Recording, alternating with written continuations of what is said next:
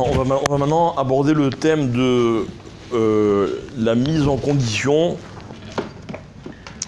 pour faire une tefila de la meilleure façon possible. D'accord, donc on va prendre par exemple tout ce qu'on dit avant la tefila. La tefila, c'est la hamida, c'est le schéma, hein, c'est donc ce qu'on appelle le corps de la tefila. Et tout ce qu'on fait avant, c'est juste des introductions pour se mettre en condition. Tous les korbanot, toutes les mishnayot qu'on dit, etc., etc. Donc on va essayer de voir en quoi est-ce que quel est l'esprit et dans quel état d'esprit il faut arriver à la tefila. La Gemara, elle dit dans Masechet Baba Batra, Daf Yud, Rabbi Elazar, Yahiv Pruta Le'ani, Vehadar Matzli, Dirtiv, Ani Bezdek Echeze, Vechule, Vechule, Vechule. La Gemara dit là-bas, et elle le dit aussi dans Brachot, en ramenant un autre pasouk, que c'est très important, avant de faire la tefila, de donner de la tzedaka. D'accord? Alors il y a ça plusieurs raisons. On va dire comme ça, une raison c'est que moi je vais demander à Hachem, ok, mais d'abord il faut que je lui montre que je fais comme lui. Lui il me donne, mais alors d'abord moi je donne aussi, comme ça, après je peux me permettre de demander. Quelqu'un qui veut rien donner à personne, il ne peut pas aller demander aux autres de lui donner un coup de main. Quelqu'un qui donne, il peut après demander. Donc avec Hachem c'est la même chose.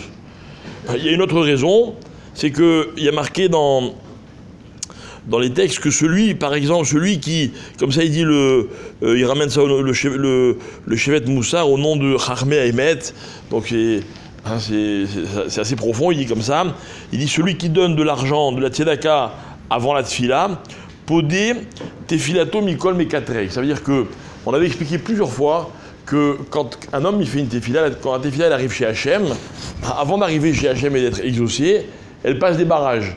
Il y a toutes sortes de mekatregim qui vont empêcher, qui vont dire ah tu as vu celui-là il prie que parce qu'il a besoin, ah regarde comme il a mal prié, ah il prie mais regarde ce qu'il a fait hier, etc. etc. Il dit ce Chacham que la tzedaka c'est comme un gilet pare-balles autour de la tefila. Et la tefila, il n'y a rien qui l'arrête s'il donnait la tzedaka au moment, juste avant de faire la tefila. D'accord? Alors maintenant, à quel moment de la tefila il faut donner de la tzedaka? Alors, on va poser la question différemment. À quel moment, vous, qui donnez tous les matins, vous donnez à quel moment de la tefila? Dans quel texte? Dans le texte de Vayevarer David. D'accord? Dans le texte de Vayevarer David. À quel moment? Kol. Pourquoi? Voilà, si quelqu'un peut m'expliquer pourquoi il a choisi ce moment pour donner la tzedaka. Vous voyez, les gens se précipiter pour la tzedaka, ils attendent d'arriver à la phrase qu'il faut, je ne sais pas très bien laquelle c'est, pour lâcher la pièce. D'où ça vient? Je donne avant c'est vous donner à la concurrence, c'est pas bon. Je plaisante, je dis. Mais ça, c'est pour la protection, pour la route. Ah d'accord, très bien. Bon, donc Rabbi Jackie, Rabbi Jacob, ils sont pas tout à fait d'accord. Enfin, ceci étant, c'est bien, il faut la donner avant la tefila. Ok? Donc personne ne sait pourquoi vous le faites à David. Et alors? La vérité, hein? Fou, hein? Ça vous mériterait, je vous dis pas la réponse, quoi. Franchement, c'est... Hein? Jacob, pourquoi vous faites à David la tzedaka? Ouais.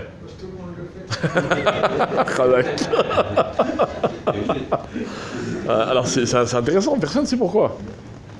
D'accord? Je dis c'est logique. Hein? Ce que tu as dit avant, c'est logique. Mais donne-le n'importe quand. Non, si tu dis à Nitamo Shem Bakol, tu dis à Kadosh Baruch Hu, c'est toi qui as tout. Quand je te donne. Moi, pour très longtemps, je pensais que c'était ça. T'as Moshe Bakol. Maintenant, en vérité, d'après certains, c'est pas du tout à Moshe Bakol. C'est à Oubiyadecha des Chazek ou la Télécom. Biyadecha, dans ta main.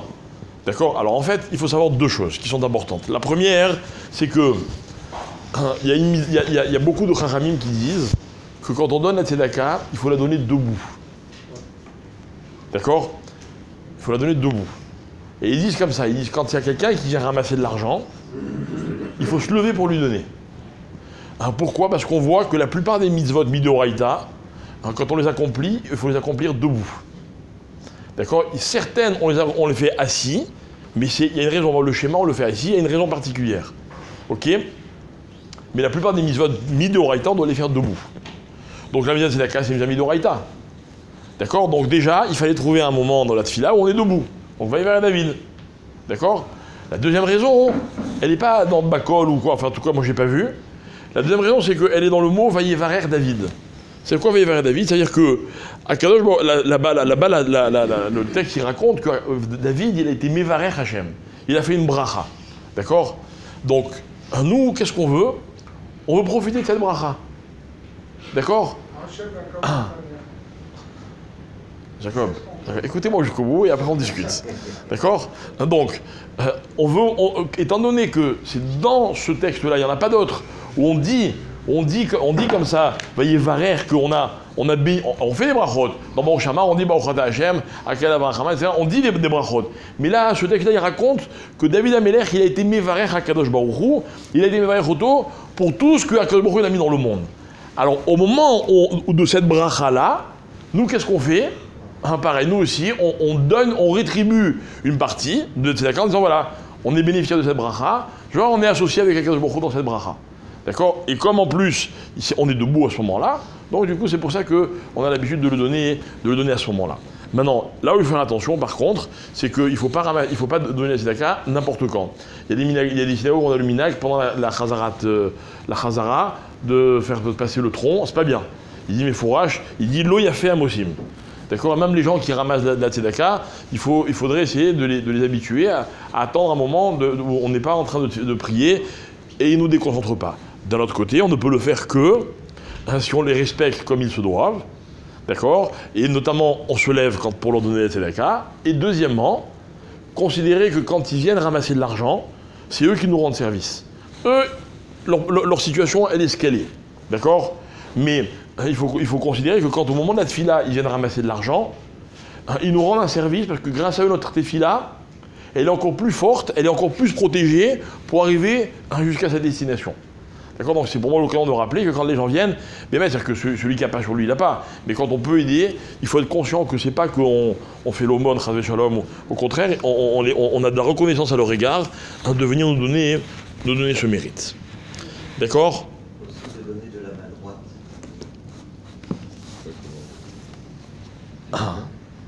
Chazak. Maintenant, Chazak. C'est complémentaire.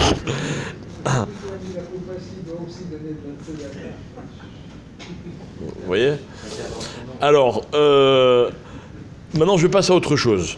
La Gemara elle dit En omdim leitpalel lo mitoch atzvut. Alors je vais traduire cette Gemara. Elle est dans Brachot, page 31, la Flamed Aleph. La Gemara dit comme ça. On ne se met pas en position de prier, donc on ne commence pas la tefila. En omdim leitpalel lo mitoch atzvut, ni dans la tristesse, lo mitoch atzlut, ni dans la paresse, lo mitoch shrok, ni dans la légèreté, velo mitoch sicha, et pas non plus en discutant. D'accord? Ça veut dire qu'en d'autres termes, la Gemara me parle de deux choses.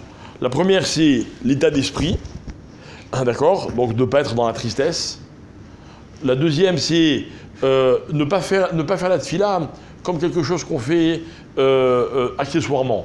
Donc, type, il n'est pas motivé, il est paresseux, il dit bon, il faut prier, j'y vais. D'accord?